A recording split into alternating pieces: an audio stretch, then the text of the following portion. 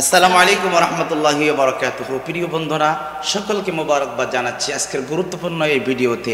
আমরা আজকের কথা বলবো আল্লাহ পাক রব্বুল আলামিন এমন একটি 5টি সময় রয়েছে, এমন 5টি সময় আল্লাহ পাক নির্ধারণ করে দিয়েছেন যে এই 5টি সময়ে আল্লাহ পাক বান্দার কোনো দোয়া আল্লাহ পাক ফেরান না। যে দোয়াগুলি আল্লাহর কাছে করা হয় এই দোয়াগুলি আল্লাহ পাক রব্বুল আলামিন বান্দার সঙ্গে সঙ্গে আল্লাহ পাক কবুল করে নেন। যেটি সেটা যদি হয় জায়েজ কোনো তামান্না, জায়েজ কোনো আশা, জায়েজ কোনো দোয়া যদি আল্লাহর কাছে করা হয় অবশ্যই আল্লাহ পাক রব্বুল আলামিন সেই দোয়া কবুল করবেন। নাম্বার 1 আমরা যে বিষয়টি জানবো সেটি হচ্ছে ওমিনাল লাইলি ফাতাহাজ্জাদ বিহি নাফিলাতাল লাক আসা আইয়াবআসাকা রাব্বুকা মাকামান মাহমুদা। আল্লাহ পাক 15 নম্বর পারা 8 নম্বর পৃষ্ঠার মধ্যে বলেছেন রাতের 1/3 যখন চলে আসে, গভীর রাত যখন হয়ে যায়, আল্লাহ পাক রব্বুল আলামিনের কাছে যেই বান্দা সেজদায় পড়ে, তাহাজ্জুদ নামাজ পড়ে, আল্লাহর কাছে দোয়া চান, আল্লাহ পাক রব্বুল আলামিন তার দোয়া কখনোই ফেরান না।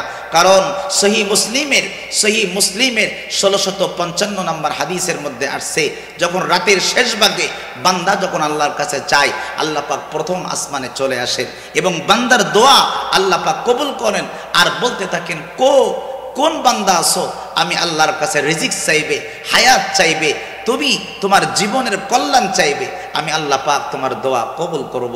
নাম্বার 2 যে সময়ে আল্লাহ পাক বান্দার দোয়া কখনোই ফেরান না সেটি হলো বান্দা যখন নামাজ পড়ে, এই নামাজে যখন সেজদায় যায় আমার আল্লাহ পাক বান্দার সব থেকে নিকটে চলে আসে।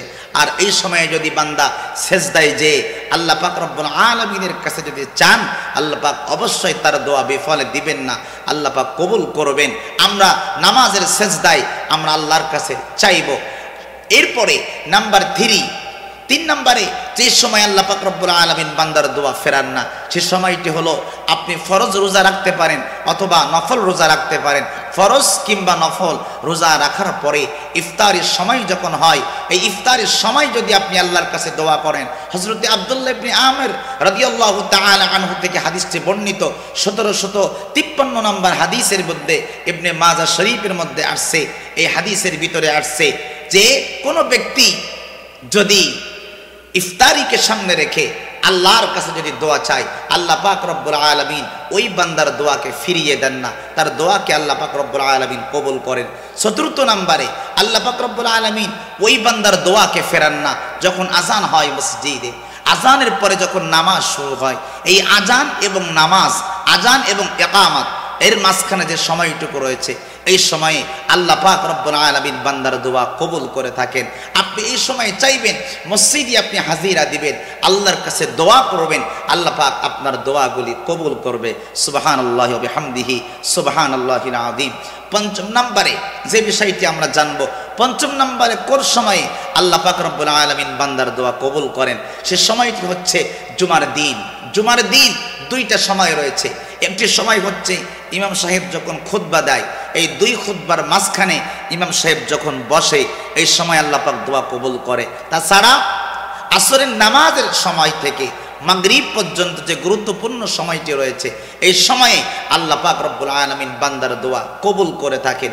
আল্লাহ পাক সব সময় বান্দার দোয়া শুনেন, আল্লাহ পাক সব সময় বান্দার আরজি শুনেন, কিন্তু আখাসুল খাস এই 5টি সময়ে যদি কোনো বান্দা আল্লাহর কাছে দোয়া করে আল্লাহ পাক রব্বুল আলামিন তার দোয়াকে বিফলে দেন না, তার দোয়াকে আল্লাহ পাক রব্বুল আলামিন কবুল করেন।